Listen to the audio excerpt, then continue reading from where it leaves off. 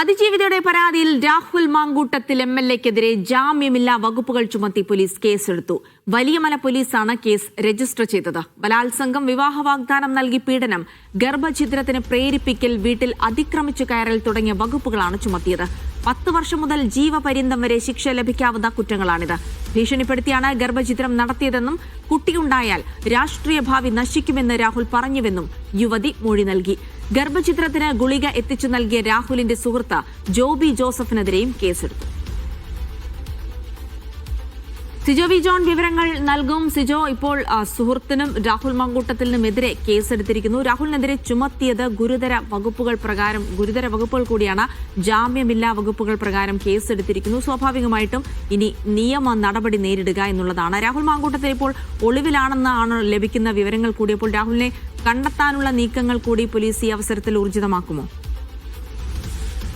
അതിനുള്ള ശ്രമവും അന്വേഷണ സംഘം ആരംഭിച്ചിട്ടുണ്ട്. രാഹുൽ കേരളം വിട്ടോ എന്നുള്ള ഒരു സംശയം ഇപ്പോഴുണ്ട്. കാരണം കേരളത്തിൽ നിന്നാൽ ഉടനടി അറസ്റ്റിലേക്ക് പോകാനുള്ള ഒരു സാധ്യത രാഹുൽ മുൻകൂട്ടി കാണുകയും ചെയ്തിരുന്നു. അതുകൊണ്ട് ഇവിടെ നിന്ന് പുറത്തേക്ക് കടന്നതായി ഒരു സംശയം ഇപ്പോഴുണ്ട്. പക്ഷെ അത് സ്ഥിരീകരിച്ചിട്ടില്ല. എന്തായാലും ഇന്നലെ ഈ കേസെടുത്തതിന് പിന്നാലെ രാഹുലുമായി ബന്ധപ്പെട്ട് രാഹുലിന്റെ ഭാഗത്തു നിന്നുള്ള ഒരു വിശദീകരണം വരുന്നത് രാഹുൽ സോഷ്യൽ മീഡിയയിലൂടെ പങ്കുവയ്ക്കുന്ന പോസ്റ്റുകൾ മാത്രമാണ്. അതിനപ്പുറത്തേക്ക് രാഹുലിനെ ആർക്കും കോൺടാക്ട് ചെയ്യാൻ സാധിച്ചിട്ടില്ല. നമുക്ക് ലഭിക്കുന്ന വിവരം അനുസരിച്ച് പാലക്കാട് പോലുമുള്ള പ്രധാനപ്പെട്ട നേതാക്കളെ പോലും രാഹുൽ പിന്നീട് കമ്മ്യൂണിക്കേറ്റ് ചെയ്തിട്ടില്ല എന്നുള്ളതാണ്. അദ്ദേഹം വ്യക്തിപരമായി അത്ര ബന്ധമുള്ള ആളുകളും അതോടൊപ്പം തന്നെ ഇതിന്റെ നിയമവശങ്ങൾ തേടുന്നതിന്റെ ഭാഗമായി അഭിഭാഷകരുമായി മാത്രമായിട്ടാണ് ഇപ്പോൾ സംസാരിക്കുകയും ചെയ്യുന്നത്. കോൺഗ്രസിലെ തന്നെ മുതിർന്ന നേതാക്കളോട് പോലും അദ്ദേഹം സംസാരിക്കാൻ തയ്യാറായില്ല എന്നുള്ളൊരു വിവരമാണ് ഇപ്പോൾ പുറത്തു വരികയും ചെയ്യുന്നത്. എന്തായാലും ഈ കേസിൽ ഏറ്റവും നിർണായകമായ പുതിയ വിവരങ്ങൾ പുറത്തു വരുന്നുണ്ട്. രാഹുലിനെതിരെ നിർബന്ധിത ഗർഭചിത്രത്തിന് കേസെടുത്തിരുന്നു എന്നുള്ളതാണ്. അതിനു പുറമെ കൂടുതൽ വകുപ്പുകൾ പ്രകാരം കേസ് രജിസ്റ്റർ ചെയ്തിട്ടുണ്ട്. അതിൽ ബലാത്സംഗ കുറ്റം ചുമത്തിയിട്ടുണ്ട്. അതോടൊപ്പം തന്നെ മറ്റ് വകുപ്പുകൾ കൂടി ആഡ് ചെയ്തിട്ടുണ്ട്. IT ആക്ട് പ്രകാരമുള്ള വകുപ്പുകൾ ചുമത്തിയിട്ടുണ്ട്. ഈ രാഹുൽ വീട്ടിൽ കയറി അതിക്രമിച്ചു കയറി എന്നായിരുന്നു അതിജീവിത നൽകിയിരുന്ന മൊഴി. അതുകൊണ്ട് ഇതിൽ അതിക്രമിച്ചു കയറിയ കുറ്റവും രാഹുലിനെതിരെ ചുമത്തുകയും ചെയ്തിട്ടുണ്ട്. ഇതിൽ ഏറ്റവും നിർണായകമായ ഒരു കാര്യം എന്ന് പറയുന്നത് ഈ അശാസ്ത്രീയമായ രീതിയിൽ നിർബന്ധിത ഗർഭചിത്രത്തിന് പ്രേരിപ്പിച്ചു എന്നുള്ളതാണ് ഏറ്റവും ഗുരുതരമായ വകുപ്പുകളെന്ന്. വിവാഹ വാഗ്ദാനം നൽകി പീഡിപ്പിച്ചു എന്ന് കേസ് മാത്രം നിർത്തിയാൽ അത് രാഹുലിന് രക്ഷപ്പെടുന്നതിനുള്ള ഒരു പഴുതായി മാറും എന്നൊരു നിഗമനത്തിലേക്കാണ് വന്നത്. അതുകൊണ്ടാണ് മറ്റു വശങ്ങൾ കൂടി അന്വേഷണ സംഘം പരിശോധിക്കുകയും ചെയ്ത് ഇതുമായി ബന്ധപ്പെട്ട നിയമോപദേശം തേടുകയും ചെയ്തിരുന്നു. അങ്ങനെ അതിൽ നിന്നാണ് ഈ നിർബന്ധിത ഗർഭചിത്രത്തിന് കേസെടുക്കുകയാണെങ്കിൽ അത് കൂടുതൽ കുരുക്കാകും എന്ന നിലയിലേക്ക് വരുന്നത്. 10 വർഷം മുതൽ 14 വർഷം വരെ ശിക്ഷ ലഭിക്കാവുന്ന വകുപ്പാണ് ഇത്.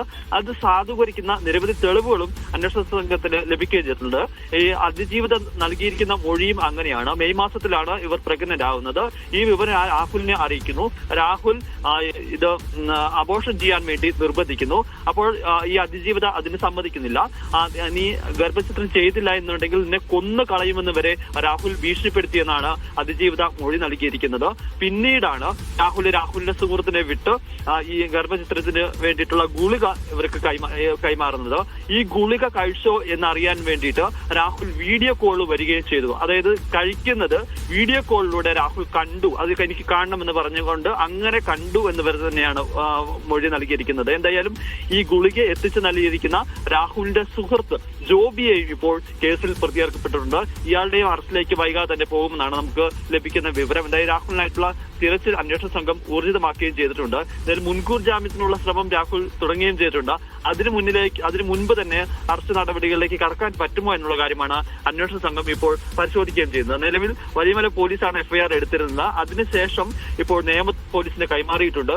ഇപ്പോൾ ഉന്നത തലത്തിലുള്ള പോലീസിന്റെയും അതോടൊപ്പം തന്നെ ക്രൈംബ്രാഞ്ച് മേധാവി H. വെങ്കടേഷിനെയൊക്കെ നേതൃത്വത്തിലുമായി ബന്ധപ്പെട്ട കൂടിയാലോചനകൾ നടക്കുകയാണ്. തുടർ നടപടി എന്ന് പറയുന്ന അടിയന്തരമായി ചെയ്യുന്നത് ഇതിന്റെ അറസ്റ്റ്, മറ്റു നടപടികളാണ്. അതോടൊപ്പം തന്നെ ഇതിന്റെ അതിജീവതയുടെ രഹസ്യമൊഴി രേഖപ്പെടുത്തേണ്ടതുണ്ട്. ഇന്ന് തന്നെ നെയ്യാറ്റിൻകര കോടതിയിൽ അതിനായി അപേക്ഷ നൽകാനും തീരുമാനിച്ചിട്ടുണ്ട്. അപ്പോൾ രാഹുൽ മാങ്കൂട്ടത്തിന് കുരുക്കുമുറുക്കാനുള്ള എല്ലാ വഴികളും അതിജീവിതയുടെ മൊഴിയിലുണ്ട് എന്ന് മനസ്സിലാക്കുന്നു. പോലീസും അതിനനുസരിച്ച് തന്നെയാണ് കാര്യങ്ങൾ മുന്നോട്ട് കൊണ്ടുപോകുന്നത്. ബലാത്സംഗം അടക്കമുള്ള കുറ്റം ചുമത്തിയിട്ടുണ്ട്. സ്വാഭാവികമായിട്ടും അത് കേസിന് കുറച്ചുകൂടെ ബലം നൽകുന്ന ചില വകുപ്പുകൾ കൂടി ചുമത്തിയിട്ടുണ്ടെന്ന് കൂടെ മനസ്സിലാക്കുന്നു.